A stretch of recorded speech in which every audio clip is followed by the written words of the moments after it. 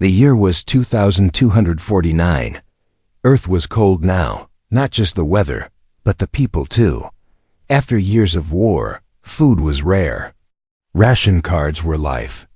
No one helped strangers anymore. In the underground city of Gravetown, humans lived like shadows. Silent.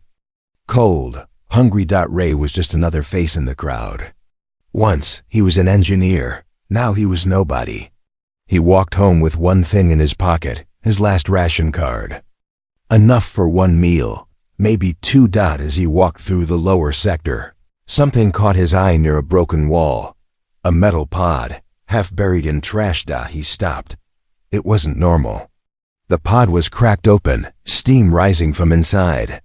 Wires sparkled, and soft lights blinked. Ray stepped closer, careful. Inside the pod was a woman, not human. Her skin was pale blue, glowing slightly. Her hair was silver, frozen in soft waves. Her eyes were closed, lips barely moving. She looked peaceful, but weak.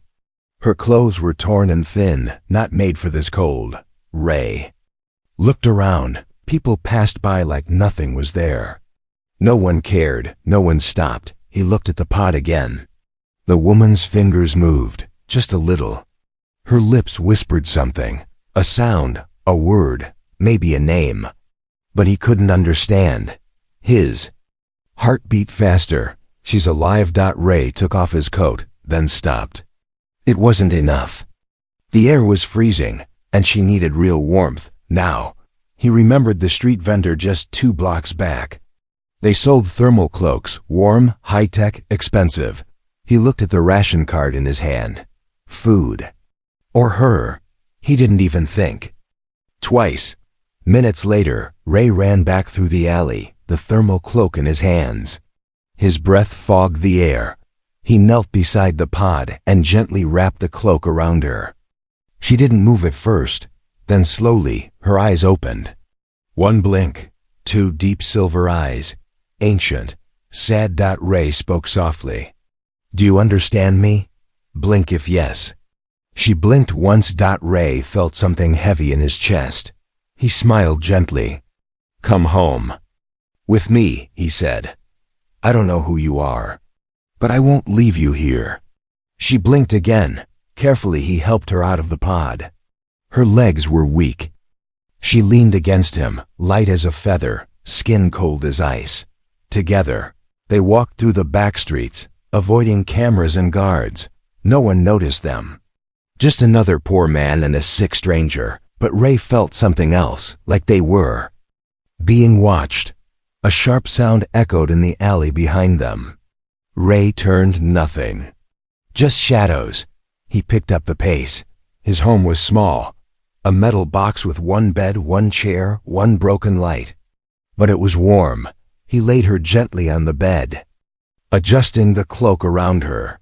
She looked at him with tired eyes. No words, no smile. But there was something in her gaze. Trust. Ray sat down, stared at the wall. What had he just done? He had nothing left. No food, no answers, just this strange alien woman. Lying in his bed, wrapped in warmth bought with his last hope of survival. He looked at her again. Her eyes were closed now. Breathing steady. Safe. For now. But the question burned in his mind. Who was she? And why was she here? Outside, the city lights flickered. In the darkness near the alley where the pod had crashed, something moved. A black shape. No eyes. No sound. It scanned the pod, then turned slowly toward Ray's building. The lights flickered again. Ray opened his eyes. He had fallen asleep in the chair, neck stiff, body cold. The small heater in the wall hummed quietly, giving off a soft red glow. Across the room, she was awake. Sitting on the bed, wrapped in the same thermal cloak. The alien woman stared at the ceiling like she was listening to something only she could hear. Then she turned her head, slowly, and looked at him. There was no fear in her eyes, just deep silence. Like a memory that had no words, Ray sat up straighter. You okay? He asked softly. No reply. She tilted her head. Her hands moved slowly, forming strange shapes in the air. A kind of sign language, but not human. Ray frowned. You don't speak? She paused, then lifted one hand, pointed at her mouth, and shook her head. Mute? No, not mute. Just lost in translation. Ray stood and walked to the shelf. He pulled down an old device, a holoslate. It was cracked and slow, but still worked. He used it for small repairs and basic code translation. He held it out to her. Try this, draw, show me something. The woman looked at the slate, then touched it gently. Her fingers glowed faintly, soft light traced over the screen, and then a shape appeared. A planet, beautiful, green and blue like Earth once was. Around it were smaller shapes. Other planets? Moons? Maybe ships. Then came the fire, one by one. The planets were crossed out with lines of red light. Destroyed. Ray watched, stunned. His throat was dry. Your world? She nodded slowly, then drew one more thing. A symbol, strange, sharp, like a triangle wrapped in a circle. Beneath it, she wrote 3 words. Not in English, but his device tried to translate. The architects come. Ray's heart skipped. Who were the architects? And why did that name feel familiar? The woman stared at him again, her glowing fingers now fading. She was weaker. Drawing had cost her energy. Ray gently placed a small heat pack in her hands. Rest, I'll figure this out. She blinked slowly, then lay back down. Hours passed. Ray sat at his desk, searching old files. He pulled up a database of crash reports, space signals, any mention of architects. Most results were blocked or erased. But then, one file opened. Old, hidden, from before the last war, a scientist's log entry. Unidentified signals detected near Saturn's rings. Not natural, mathematically perfect patterns. Not sent by humans, code-named architect beacons. Warning, do not respond. Ray's stomach tightened. He looked toward the sleeping alien. She had come here for a reason. Not by accident. She was running, hiding, or worse. Searching. Suddenly, a soft hum filled the room. The thermal cloak around her chest began to glow, but not from heat. Ray jumped. Up, the cloak was melting, turning into soft dust that floated upward like fireflies. He stepped back. The woman's eyes opened. They glowed now, brighter than before. Her voice, for the first time, whispered through the room. Broken, cold, clear. You used your last life for me. Ray was frozen. She continued, slowly, word by word. I remember kindness. The room felt different now. Like something had changed between them. Not human and alien. Just 2 survivors in a broken world. Ray knelt beside her. You remember me? She nodded. I remember your kind. Long ago, your planet was not forgotten. Before Ray could ask more, the room lights dimmed.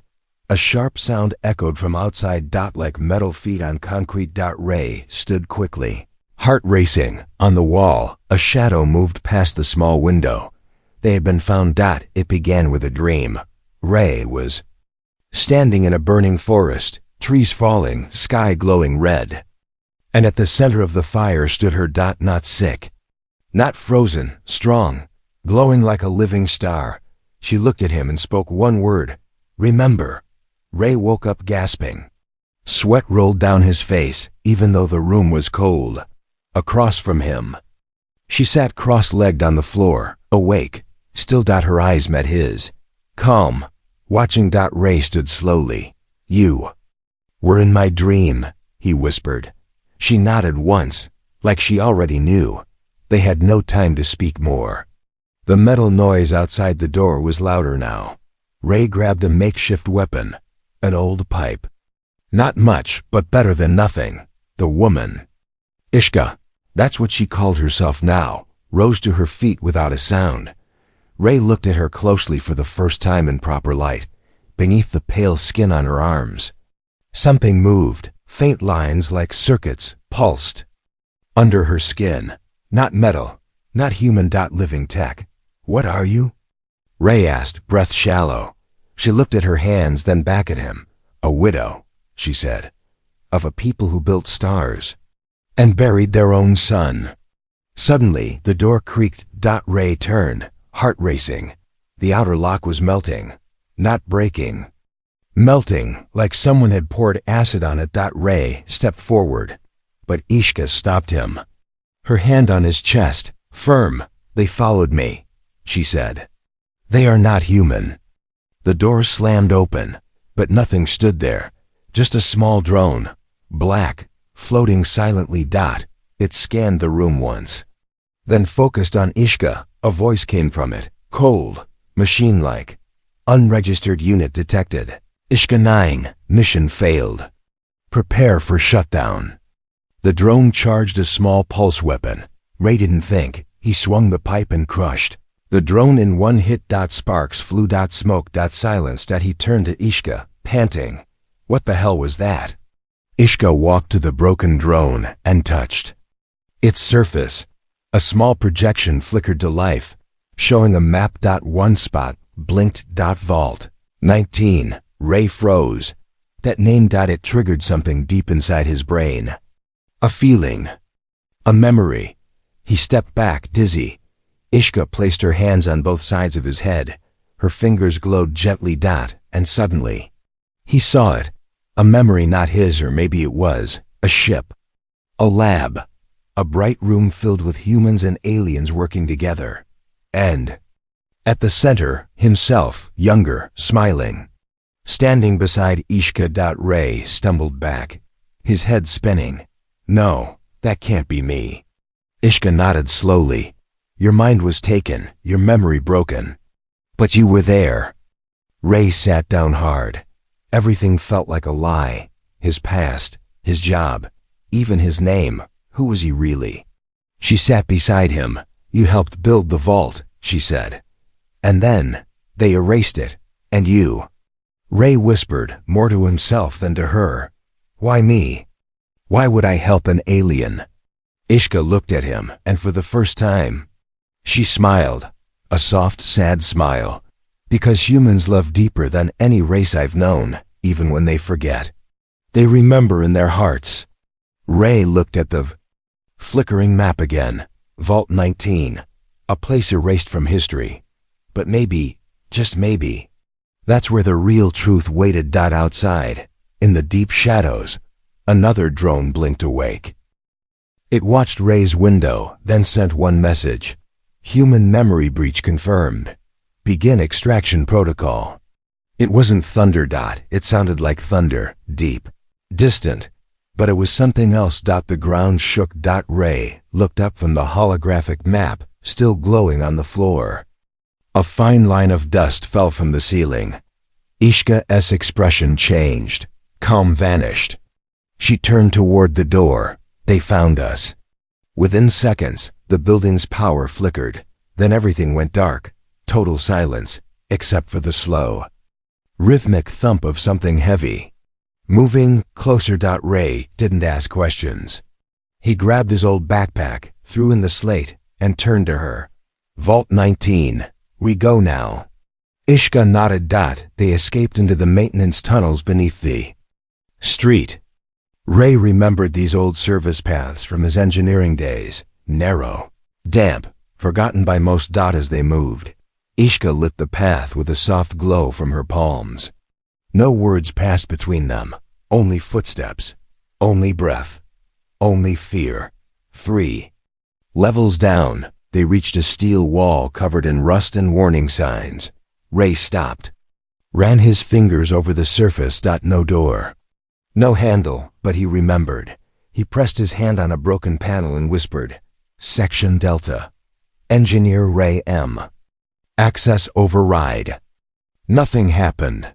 Then a click. The wall slid open. Just a few inches. Enough. Inside. The air was dry and cold. Dust filled the narrow passage. Faded human writing on the wall read, Vault 19. Access restricted. In progress. Cross-species. Technology integration program. Ishka stopped. Your kind was working with mine? Ray was silent. He didn't know how to answer. He didn't even know who his kind really was anymore. They stepped deeper into the vault. Lights flickered to life.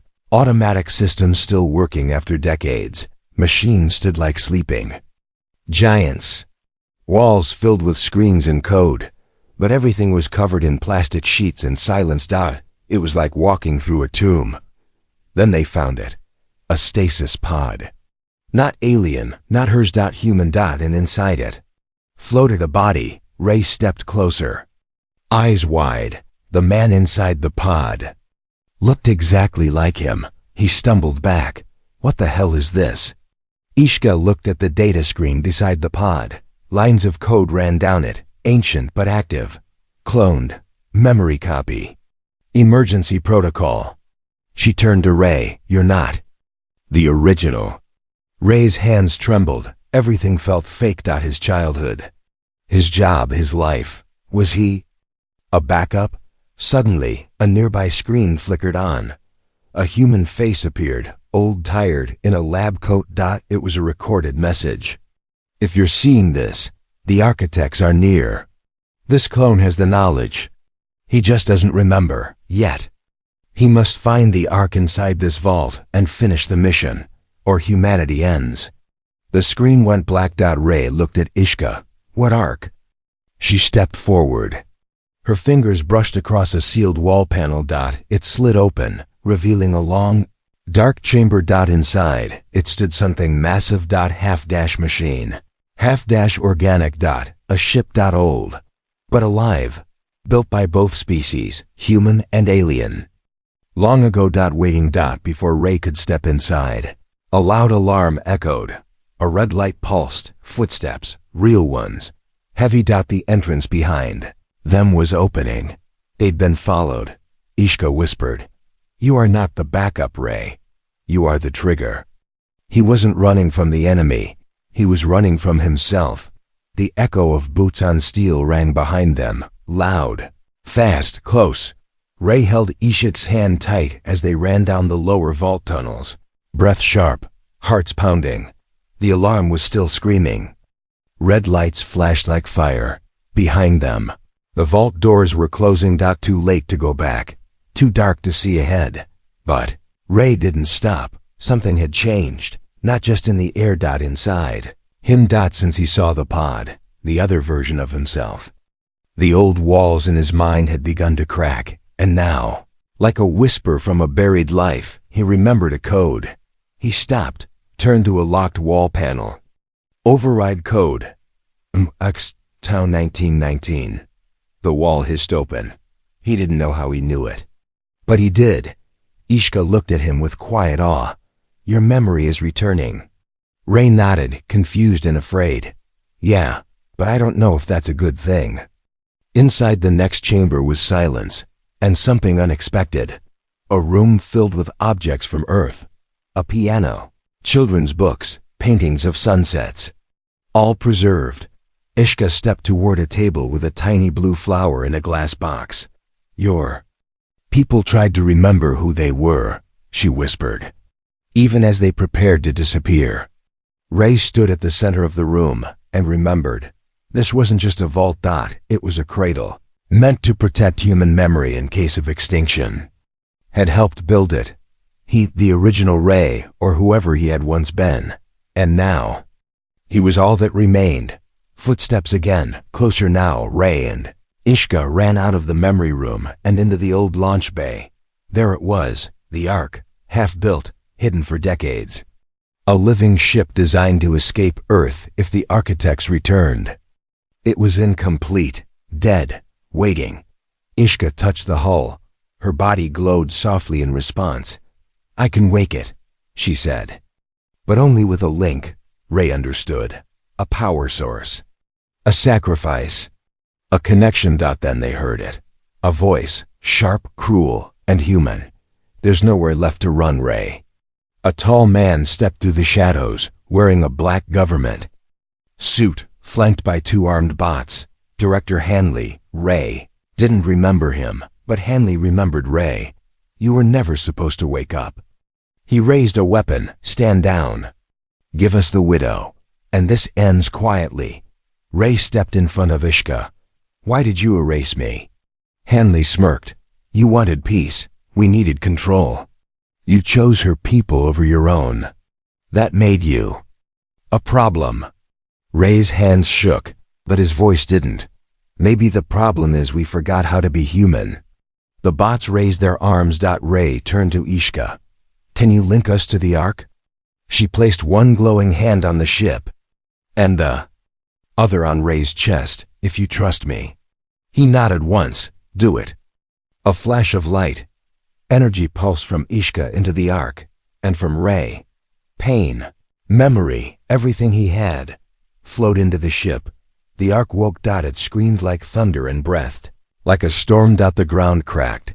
The bots exploded from the maw force. Hanley was thrown back. Ray collapsed, barely conscious. Ishka held him. You gave it what it needed. He whispered, what was that? A choice, she said. Not to survive, but to protect. The Ark rose from its resting place, unfolding wings of light. Not to flee. To fight. To tell the architects. Humanity remembers. Humanity resists. And Ray, the man who gave up his last ration card for a stranger, was finally who he was meant to be. The stars blinked out, one by one, not because of clouds. Not because of night, but because something enormous had entered Earth's orbit. It didn't land. It didn't speak. It simply watched. People across the planet looked up and froze. Even those who no longer believed in anything looked up that night. It looked like a moon at first, smooth, black, perfect. Then it opened. A thin beam of white light shot downward. But it wasn't a weapon. It was a signal, a warning, a countdown. Deep inside the Earth, in the vault beneath Gravetown, Ray watched the signal on the Ark's console. Ishka stood beside him. She looked different now, brighter, stronger. Ever since the ship had accepted their bond, her body had begun to heal. Ray, on the other hand, looked more tired, his skin pale, his hands shaking. The Ark had taken something from him, a part of his mind, a part of his soul. What is it? Ray asked quietly. Ishka stared at the display. It's them. The architects. Why are they just watching? She took a slow breath. Because that's how they begin. They don't conquer like invaders. They don't attack like soldiers. They judge, they appear, they wait. And then, if they find a species unworthy, they erase them. Clean, fast, complete. No war. No second chance. Just silence. Ray's voice was low. How long do we have? Ishka placed her hand on the console. The Ark answered for her. A deep, mechanical voice. 12 hours, until verdict. Ray looked out through the cracked glass of the vault ceiling. Far above, that smooth black ship still hovered, motionless. He clenched his fists. So, what are we supposed to do? Prove we're good people? Ishka touched his shoulder. No, prove that you can change, that you remember. Ray shook his head. Remember what? She answered without looking at him. That you are not only made of war. Suddenly, the Ark chimed. A new signal was coming through, from Earth. A human government. Transmission, encrypted and panicked. It showed video of a facility near the Arctic Circle. Inside, a human beacon, blinking the same frequency as the architects. Ray's eyes widened. We're the ones who called them here. Back before the wars. Before Earth fell apart. Someone, maybe the old governments, maybe even Ray himself, had activated a signal meant to call for help. But it called the wrong thing, the architects, and now they had come. Not to help. To decide. Ray turned to Ishka. We have to reach that beacon. She nodded. Double quotes, yes, but not to stop it. Then what? She looked him in the eyes. To answer it. With truth. Outside, across the world, children cried. Parents stared at the sky. Old soldiers picked up weapons they thought they'd never use again. But deep below, in the heart of an ancient vault, One broken human and one alien widow stood before a ship that could speak for all of Earth. And time was running out. In orbit, the architect ship opened its final eye. A voice echoed across all frequencies, in every language. Humanity, you have 12 hours. Show us your soul. It began with a silence so deep, it made the earth feel hollow. Birds didn't sing, winds didn't move, even the oceans held their breath. Above the sky, the architect ship opened like a flower of black steel. Every country received the same message. No warning. No mercy. Only judgment. Show us your soul. Ray stood at the mouth of the vault, sunlight on his face for the first time in years. Around him, the ark hummed quietly. Ishka walked beside him, still glowing faintly, a living thread between two worlds. Ray looked toward the Arctic on the map. We won't reach that beacon in time. Ishka nodded. Then we make Earth speak from here. They activated the ark's central memory core, a glowing sphere of light and data. The ark had the ability to send a global message, not just to the architects, but to every living human. One final voice, one last chance. Ray sat before the console. His hands hovered above the keys. What do I even say? How do I speak for all of us?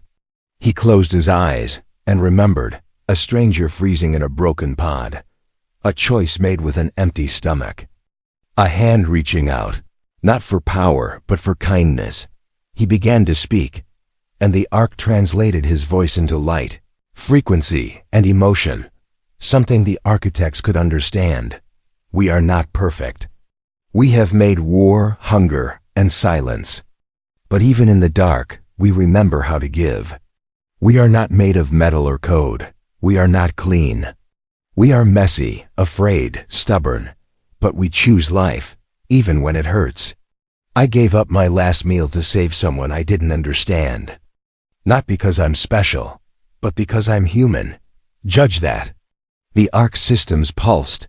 The message was sent into the sky, into the black mouth of the architect ship. Then the waiting began. 1 minute. 5. 10. No response. Just that awful silence again. Ray dropped to his knees. Maybe it wasn't enough. Maybe they were already gone. Ish. Khan knelt beside him. You did what only your kind can do, she said gently. You hoped. Then, the sky changed. The black ship above Earth shifted. A glow appeared at its center. And slowly, like a giant turning its head, it began to drift away. The architect voice returned. You are still broken. Still dangerous, still chaotic. But you remembered. We will not erase what still tries to grow. Survive. If you can. And then, they were gone. No war. No fireworks. Just breath. The first free breath humanity had taken in centuries. Ray looked up. Clouds moved again. Wind returned. The world began breathing with him. Ish. Ka placed her hand over his. You didn't just save Earth. You saved what Earth had forgotten. Ray smiled, tired and alive. What's that? Its heart. Final scene. Years later. Children run through a rebuilt field. Green, bright, alive. In the sky. The stars shine, untouched. A child points to the horizon. Mom, what's that ship? The woman smiles. A silver light glides above. Quiet and peaceful. The ark. Now Earth's guardian. Powered by memory and mercy.